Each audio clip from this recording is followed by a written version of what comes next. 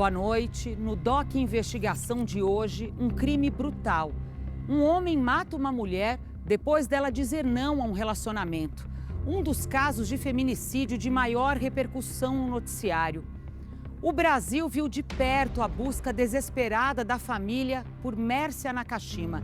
Acompanhou praticamente em tempo real as investigações. E depois também o julgamento de Misael Bispo, o advogado e policial militar reformado, condenado pela morte da ex-namorada.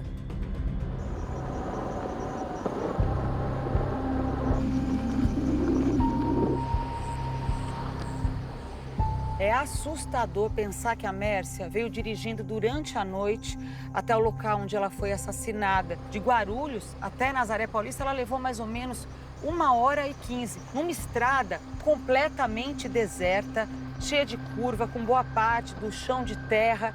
Aqui a Mércia não teria nenhuma chance de conseguir qualquer tipo de ajuda.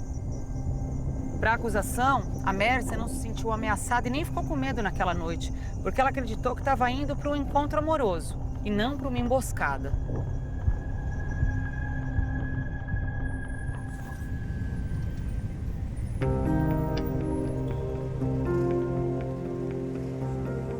Eu sou Makoto Mário Nakashima, pai da Mércia Nakashima. E quando o senhor vê essas fotos aqui dela, como é que é para o senhor? É saudade dela, né?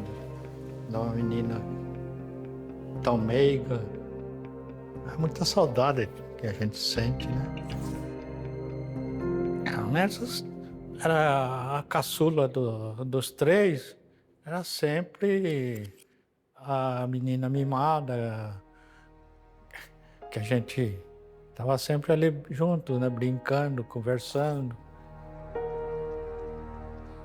Ela era forte, personalidade forte. O sonho dela era continuar trabalhando como advogada, né? Esse sonho foi tudo embora, né?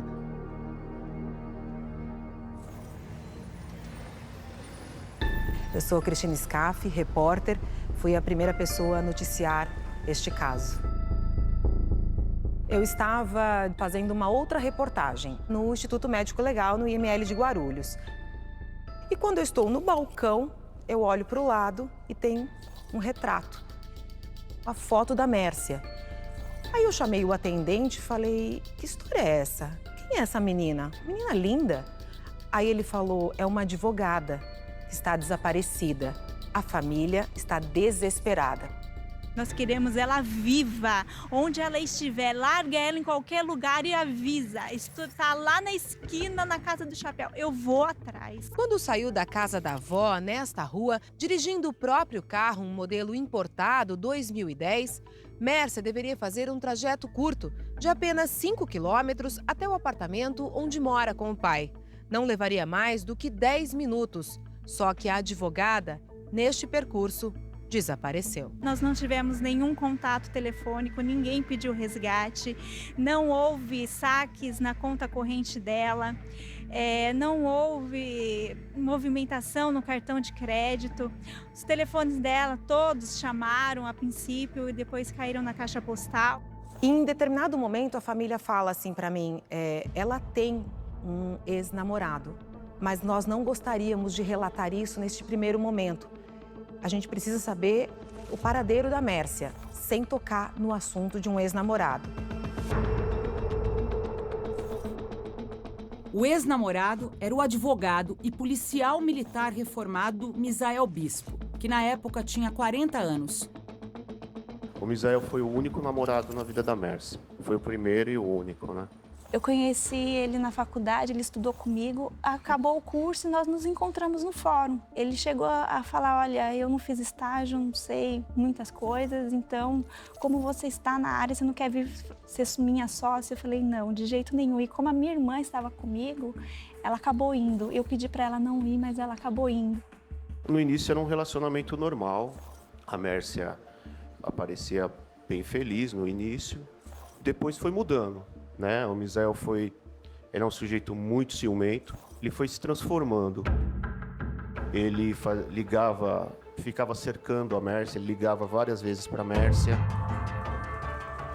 Ainda durante o namoro, Mércia e Misael terminaram a sociedade. Tiveram um desentendimento na sociedade. Mércia chegou a ligar para ele várias vezes, inclusive cobrando honorários que nunca passou. Mércia e Misael namoraram por 4 anos e estavam há 9 meses separados quando ela desapareceu. Quando a Mércia estava desaparecida, o senhor ligou para o Misael e perguntou se ele tinha conversado com a Mércia naqueles dias. O que ele te disse? Ele simplesmente foi uma resposta assim curta, que não sabia. Faziam 2 meses que ele não tinha notícia da Mércia. Meu nome é Samir Haddad Júnior, atuei como advogado de defesa de Misael Bispo. Esse caso foi um festival de mentiras.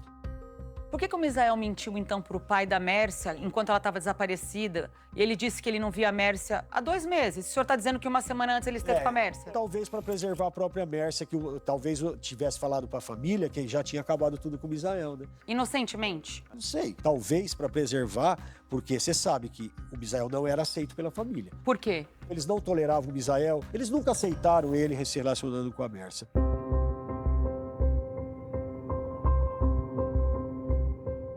O que ele fazia que incomodava a família?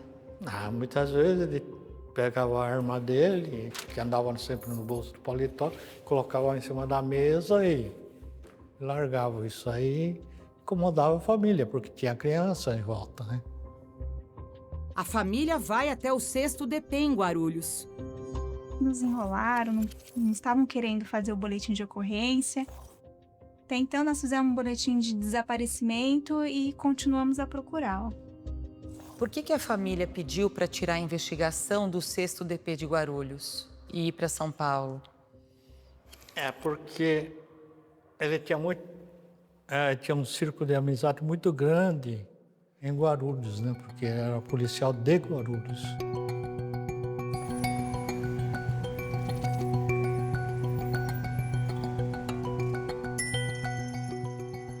Em que momento você desconfiou que o Misael poderia ser o assassino da Mércia? Primeiro dia que ele chegou lá, parecia um pavão. Sou o delegado Olim, Antônio de Olim, eu trabalhei nessa época na Delegacia de Desaparecidos do Departamento de Homicídios, São Paulo.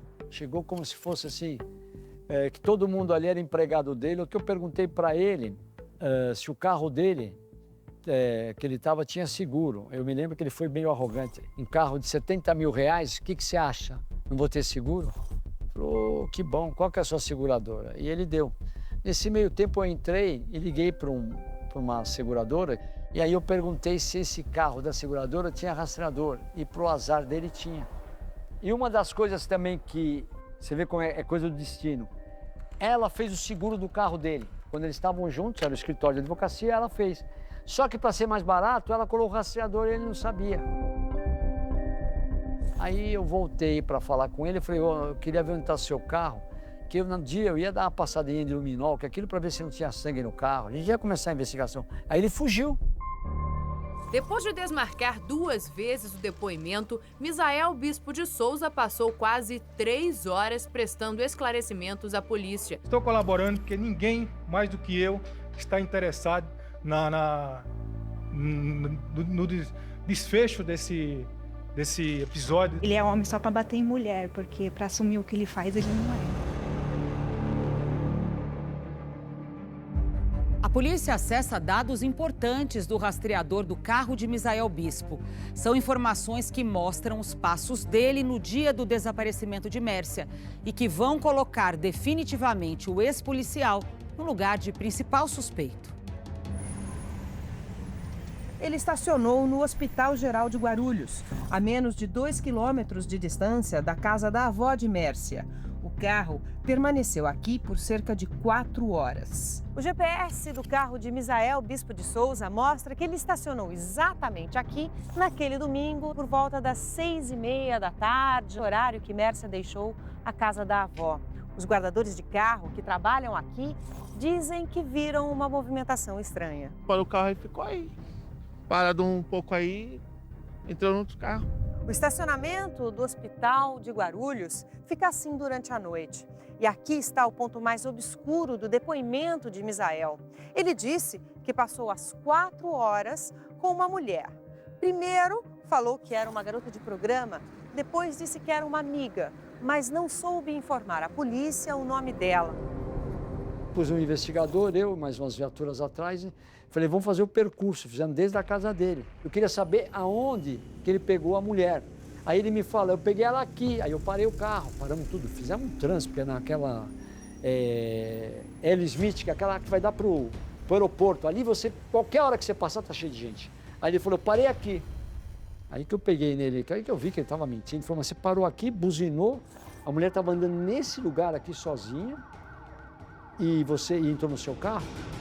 É, foi aqui que eu peguei. Falei, então, aí que até que eu brinquei, que eu falei que ele era o Brad Pitt, como é que é? Brad Pitt, né? É assim que fala, Brad Pitt? Brad Pitt. Brad Pitt, que é lindo, você é lindo demais, que a mulher deve ter visto você um galã. Eu tirei um sarro dele com o advogado, aí ele ficou meio invocado, aí eu peguei ela aqui, ela foi comigo e ficou comigo lá 3 horas e meia parada lá. Durante 2 horas e meia, o suspeito prestou depoimento na sede do DHPP. Não falei com ela, não estive com ela. Se falaram, alguém falou que eu liguei pra ela. Alguém vai ter que provar isso, que eu não liguei pra ela. Eles continuavam se encontrando mesmo depois da separação, né, Misael? Setembro pra cá a gente tinha contato, sim. Era ótimo. A gente tinha uma fé, um relacionamento maravilhoso. Essa amiga de Mércia, que na época não quis se identificar, contou exatamente o contrário. O ex-namorado dela estava perseguindo ela, tentando de qualquer forma voltar, ameaçando ela, estando sempre perto da casa dela. Vizinhos viram já ele lá, para cima e para baixo, todos os dias, vendo a hora que ela chegava, a hora que ela saía, como dizemos, fazendo campana. Ela tinha medo porque ele vivia constantemente armado. Ela falava assim, Sil, não dá pra ficar com ele é muito ciumento, muito ciumento. Eu não acredito em amor, eu acredito em obsessão, porque ele não aceitava de jeito nenhum.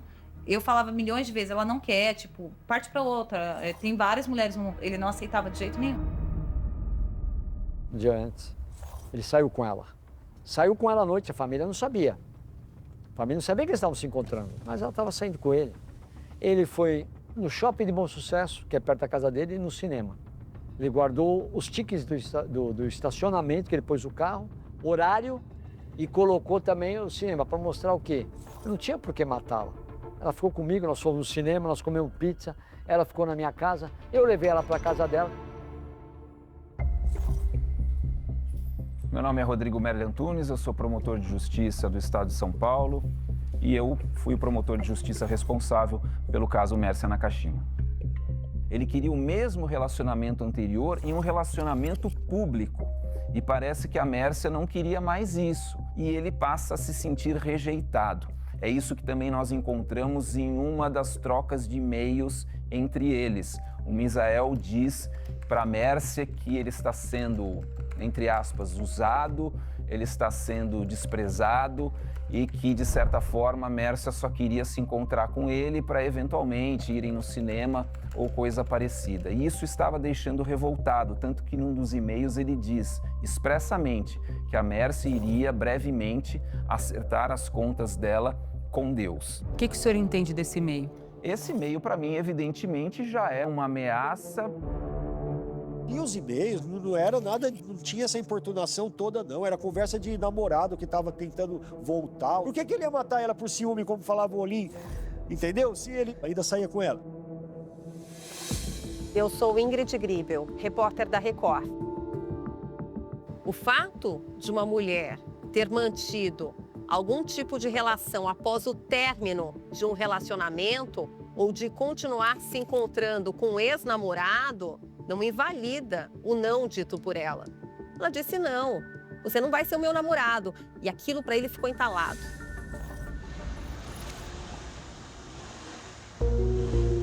Quem souber do paradeiro dela, quem viu alguma coisa, que por gentileza denuncie. Nos deu uma luz. O irmão montou ali na casa uma central, um QG. Márcio deixou de lado o trabalho no escritório desde o desaparecimento da irmã e passa o dia ao telefone. A família recebe pelo menos 400 chamadas por dia. Cada ligação é uma onda nova de esperança, né? O Olim simplesmente desconsiderou qualquer investigação paralela. Por que só investigar um? Tudo bem que ele tivesse 90% de certeza que fosse o Misael, mas ele teria que investigar outras coisas. Por que a polícia elege um culpado? Qual o interesse da polícia em escolher o Misael? Porque seria mais fácil condenar o Misael. O Misael era um advogado, apesar de ter a OAB, mas de origem humilde, né? Uma pessoa filha de baianos, né? Nordestinos, né? Foi policial, né? Teve um caso que me mandaram fotos de uma pessoa que a Mércia teria sido vítima de um sequestro relâmpago e essa pessoa teria participado, com endereço, com tudo. Eu juntei, era uma pasta azul e levei no DHPP. Mércia, segundo a denúncia, teria sido sequestrada por 2 homens identificados como João e Márcio. Eles viviam numa viela, em uma comunidade em Guarulhos. Márcio disse para as pessoas do bairro que tinha sequestrado a Mércia a pedido de Misael. Neste vídeo, a polícia conversa com parentes de Márcio. Vocês ouviram a história da menina, ouviram? Ouviu. Então me conta o que a senhora ouviu. Depois conta. Não, a gente falou, ele gritando bêbado. Falando o quê? Isso daí, da menina que estava sumida, que mandaram sequestrar a menina, foi isso. Esses 2 caras que ele colocou, nada disso foi intrujado pelos 2 advogados e desmascarados por mim. Que eu peguei os 2 e levei para a delegacia. Foi desmascarado, não tinha nada a ver.